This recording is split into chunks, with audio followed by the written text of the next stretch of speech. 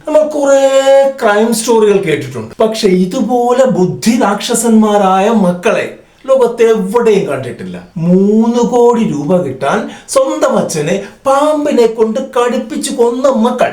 ഇവരാദ്യം ഒരു മൂർഖൻ പാമ്പിനെ കൊണ്ടുവന്ന് കഴിപ്പിച്ചു. അച്ഛൻ എപ്പോഴാണ് ഔട്ട് ആകുന്നതെന്ന് പറഞ്ഞ് മക്കൾ നോക്കി നിൽക്കുക. പക്ഷെ ആ പാമ്പ് ഒരു മാന്യനായിരുന്നു. കടിയേറ്റ അച്ഛനെ നാട്ടുകാരെ ഹോസ്പിറ്റലിൽ എത്തിച്ചു. അദ്ദേഹം രക്ഷപ്പെട്ടു. അതോടെ മക്കൾക്ക് കലിപ്പായി. നമ്മൾ ഇത്രയും കാശ് കൊടുത്തു കൊണ്ടുവന്ന പാമ്പ് ഇത്രയും പാവമായി പോയല്ലോ. വിട്ടുകൊടുക്കാൻ ഏതായാലും മക്കൾ തയ്യാറായിരുന്നില്ല. ഇത്തവണ അവർ ഐറ്റം മാറ്റിപ്പിടിച്ചു. അണലിയെ തന്നെ ഇറക്കി. പാവച്ചൻ മരിച്ചു. മക്കൾക്ക് സന്തോഷം. 3 കോടിയാണ് വരുന്നത്. പക്ഷേ ഇവിടെയാണ് ആ ബുദ്ധിജീവികൾക്ക് പാളിയത്. അച്ഛൻ മരിച്ച ദുഃഖം പോലും മാറ്റിവെച്ച് മക്കൾ നേരെ ഇൻഷുറൻസ് കമ്പനിയിലേക്ക് ഓടി. സാറേ, ഇൻഷുറൻസ് പൈസ എവിടെ?